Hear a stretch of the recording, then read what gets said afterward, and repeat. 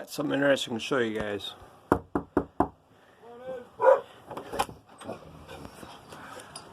Dog says come in too. How you doing? We did a video back in February 2013, and I think my collection's grown considerably, so I thought, well, maybe we ought to do another one for posterity. Take a look around here. Got all kinds of them. I've been busy. I'm not painting, I'm arrowhead hunting. Here's something neat. This is a plumb bob. Made out of a conglomerate, which means lots of different kinds of rock. The Indians use that to put a pole straight up and down. Why would they need a pole straight up and down? It's a good question. There's some trilobites. I found these down the creek. I get them out of there. They're way before the dinosaurs. They're the first creature to have a spine bone in the United States. Or in the world, excuse me. But anyway, I find them in my little creek down here by where I live. All these artifacts have been found in Iowa. I have one little drill that's been found in Missouri. Yes, I have some nice tomahawk heads. I've found about 25, 26 of them now in my lifetime. Bunch of artifacts. I have a creek I can walk into, and I can, about every step I take, I can pull out a full, complete artifact. Some of them are pretty nice. Some of them are pretty neat. They're knives and scrapers. Here's a big knife. And various colors, beautiful coloring. But in that creek, I find all kinds of artifacts like that, but not very many arrowheads. I don't understand it. The University of Iowa says they're anywhere from 7,000 to 10,000 years old, those tools. Those are all complete tools there. None of them are broken. I don't bring the broken ones home. And some of them, they've done some really elaborate work. There's a blowout where they made a knife out of. What happens there is the water gets into a crack in a rock, and then the ice pops it. The Indians find it. They make an artifact out of it. They utilize as much as they could. There's an old hoe, right? The prehistoric hoe there.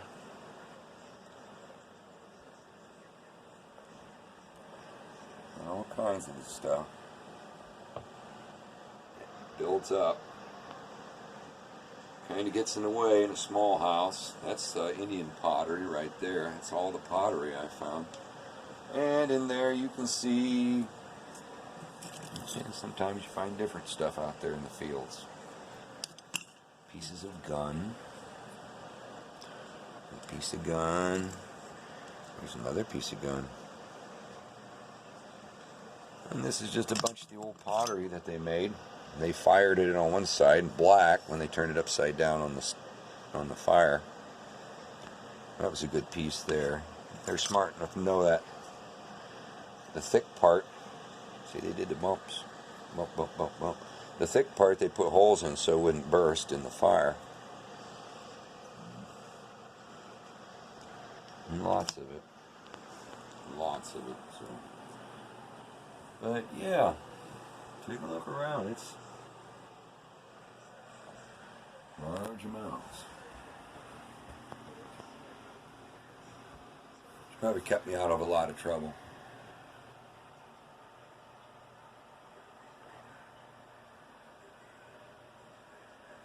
Yeah, about 20 years of hunting it.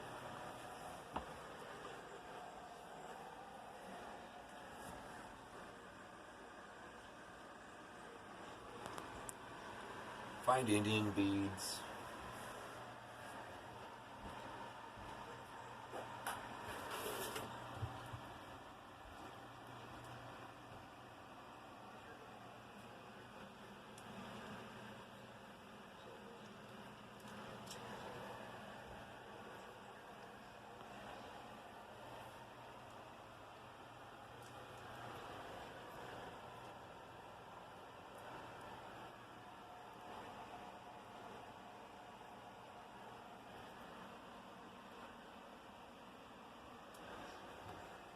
just take an old picture frame and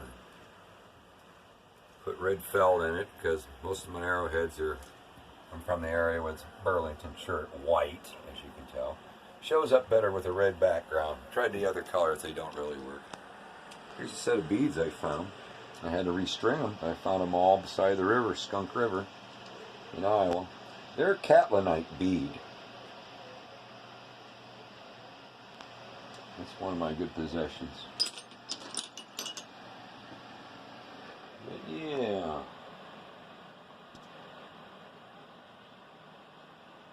Very well polished. There was one other one that was crushed beyond what I could do anything with. So I got it, but it's not all there. I got most of it too. You find an obsidian point once in a while, one right there in the middle. Found that one up by McGregor, because the only extinct volcano in Iowa, I guess, is up by Galena, across Galena. They seem to find them along the Mississippi River. There's a shark's tooth nose right there with all the teeth on it.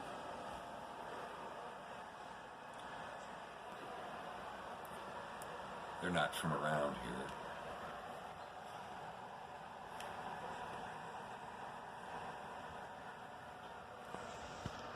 Then you find mammoth teeth.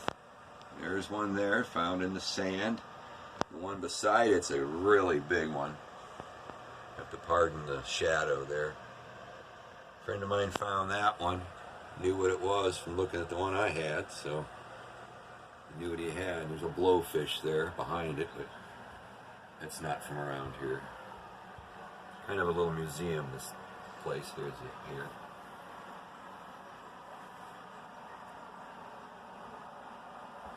All kinds of them.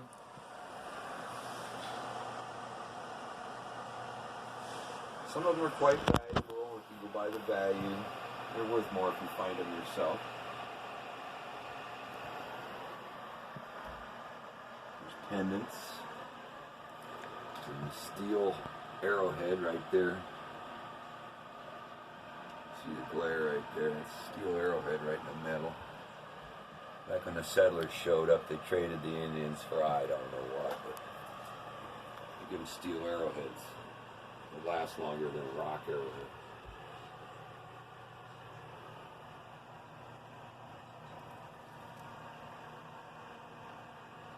There's one arrowhead right there. It's a buffalo right there. It's an effigy buffalo right in the middle of them.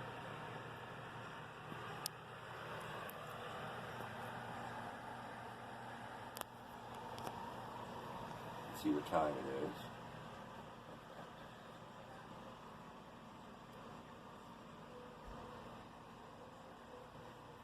The big white thing there is an ostrich egg. A friend of mine has an ostrich farm.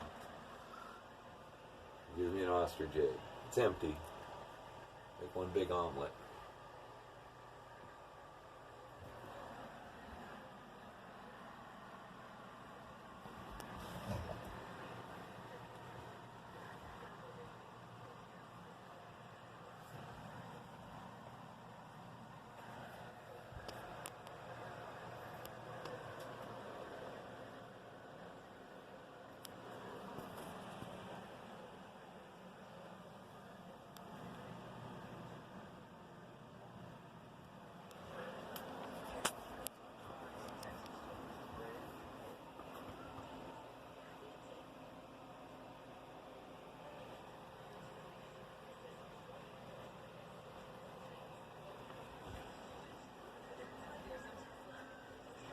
But now I'm running out of space in this room.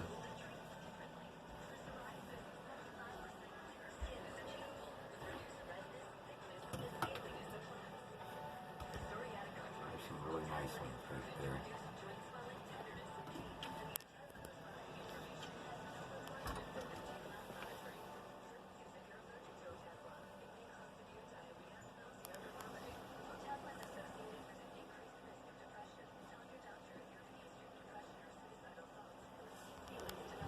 Yeah. So then I decided Maybe I ought to go in the other room. Here's a bread maker. See that? Got that out of a cave along the Cedar River. This thing here, bread. Mash it down like this or like this. Anyway, found that in a cave down by the river. Tried to get it in my canoe and dropped it in the river and spent a half hour up to my chin in water trying to get it back. But I found it. So then I decided to go in this room. So now we're in this room. Take a look around. Quite a few more. I had to expand it.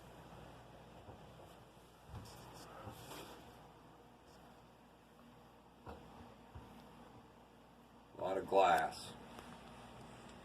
There's that fish hook made out of rock right in the middle.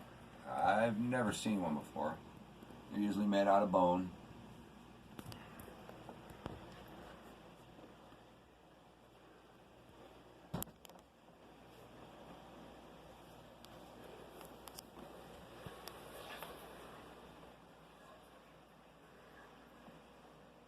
Not all Indians knew how to make arrowheads.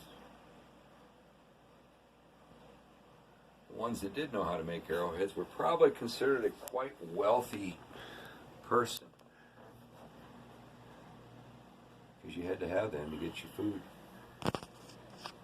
or a majority of it.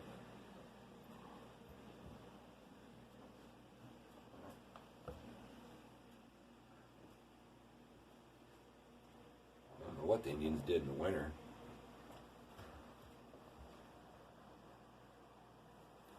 I would be inclined to hop in the canoe and head south.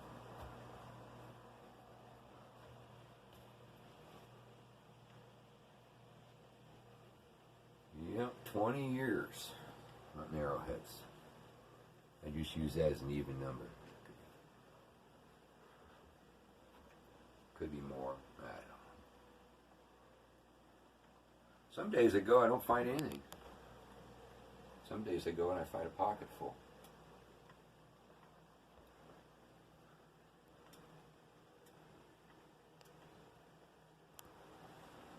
The old telephone.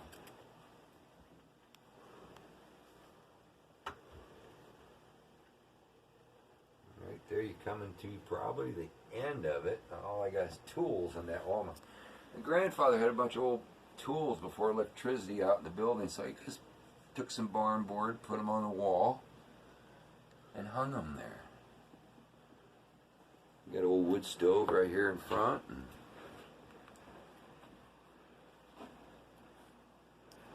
An old 1901 Chan and Emery wood stove.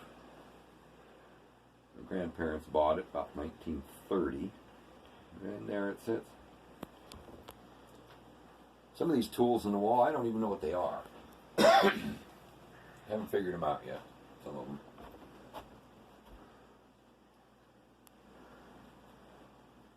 But I cleaned them all up. They're sitting out there in the ground, kind of disintegrating. I didn't want that. And there you go. And now that's pretty much all there is to it. I may be back.